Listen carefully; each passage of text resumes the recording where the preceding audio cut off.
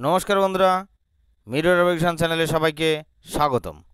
আজকে নিয়ে এসেছি ইতিহাসের আরেকটি গুরুত্বপূর্ণ বিষয়, সুলতান রাজিয়া। 1236 থেকে 1240 খ্রিস্টাব্দে তিনি দিল্লি শাসন করেছিলেন। তার আগে বন্ধুরা, মিরর অবজেকশন চ্যানেলকে অবশ্যই সাবস্ক্রাইব করুন এবং ভিডিওগুলি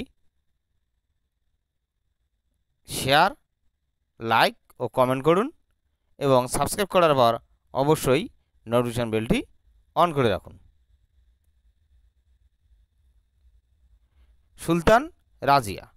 ভারতবর্ষের সুলতানি শাসনের ইতিহাসে রাজিয়া প্রথম ও শেষ নারী যিনি দিল্লির সিংহাসনে আরোহণ করেছিলেন 1236 খ্রিস্টাব্দে। কিন্তু এর আগে দিল্লির সিংহাসনে তিনি খুব সহজে বসতে পারেননি।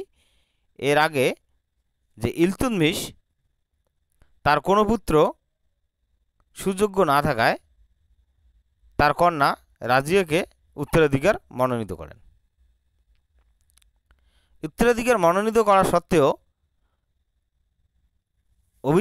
স্বার্থান্ধ অভিজাতগণ ইলতুৎমিশের পুত্র রুকনুদ্দিন ফিরোজকে 1236 খ্রিস্টাব্দে দিল্লির সিংহাসনে বসান। কিন্তু ফিরোজের দুর্বল শাসনের সুযোগে প্রশাসনের উপর সর্বময় কর্তৃত্ব শুরু করেন তার মাতা শাহতুর খান। রাজিয়া সিংহাসনে আরোহণের সঙ্গে সঙ্গে শাহতুর খান কারাগারে বন্দী হন এবং রুকনুদ্দিন দিল্লি প্রত্যাবর্তন করলে তাকে বন্দী করে হত্যা করা হয়। রাজিয়া প্রায় 3.5 বছর রাজত্ব করেন। তার প্রকৃত নাম ছিল রজিয়াত উদ্দিন। তিনি ছিলেন এমন এক প্রথম মহিলা শাসক যিনি দিল্লির অভিজাতদের অর্থাৎ নাগরিকদের সমর্থনে সিংহাসনে বসেন। রাজিয়ার প্রিয়পাত্র প্রধান সেনাপতি ছিলেন জালালউদ্দিন ইয়াকুব নামক জনেক হাফসি। এই জনেক হাফসি জামালউদ্দিন ইয়াকুবকে আবার আলতু নিয়ে হত্যা করেন। এই জামালউদ্দিন ইয়াকুব ছিলেন কে? আমিরি আকুর অর্থাৎ অশ্বারোহী বাহিনীর প্রধান। হাফসি কাদের বলা হয়? আফ্রিকা মহাদেশের অন্তর্গত আবিসিনিয়ার অধিবাসীদের হাফসি বলা হতো। রাজিয়া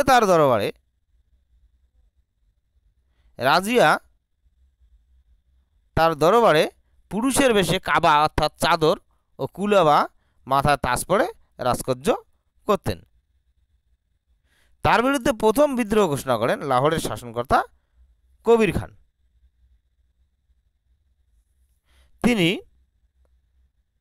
রাজিয়া 54 গ্রেন ওজনের বিলন মুদ্রা চালু করেন, যার এক পিঠে ঘোষওয়াড়ের প্রতীক, অপর পিঠে রানীর অভিধা সহ আরবি ভাষা নাম লেখা থাকত।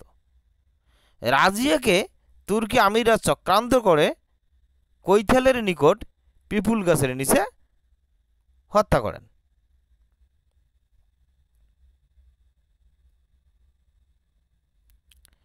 তুর্কি ভাষায় সুলতানা কথার অর্থ সুলতানের পত্নী, কিন্তু রাজিয়া সুলতানা নয়, সুলতান ছিলেন। কারণ সুলতান যারা ছিলেন তারা দিল্লি শাসন করতেন, ঠিক রাজিয়াও তেমনি দিল্লি শাসন করতেন, দিল্লির শাসক ছিলেন। তিনি কোনো সুলতানের পত্নী ছিলেন না, তবে নিজেই দিল্লি শাসন করতেন। এজন্য তাকে কি বলা হয়েছে? সুলতানা বলা হয় না, সুলতানা নয়, সুলতান বলা হয়েছে। রাজিয়াকে যখন হত্যা করা হয়, তারপর দিল্লির সিংহাসনে বসেন বাহারাম শাহ 1240 খ্রিস্টাব্দে। আবার বাহারাম শাহের পরে দিল্লির সিংহাসনে বসেন আলাউদ্দিন মাহমুদ সহ, এবং তারপরে নাসিরউদ্দিন মাহমুদ সহ। আর নাসিরউদ্দিন মাহমুদ শাহের পর 40 চক্রের নায়ক গিয়াসউদ্দিন বলবন, যার পূর্বে নাম ছিল উলুগ খাঁ, তিনি সিংহাসনে বসেন। এই ছিল আমাদের রাজিয়া সম্পর্কে আমরা আলোচনা করলাম। আপনাদের ভিডিওটি যদি ভালো লেগে থাকে তাহলে আপনারা অবশ্যই চ্যানেলটি সাবস্ক্রাইব করবেন, লাইক করবেন, শেয়ার করবেন। আর এভাবে আমি দাস বংশ পরে আস্তে আস্তে এক এক করে আমি ভিডিও দিতেই থাকবো। এরপরে আলোচনা করব গিয়াসউদ্দিন বলওয়ান। থ্যাংক ইউ, ধন্যবাদ।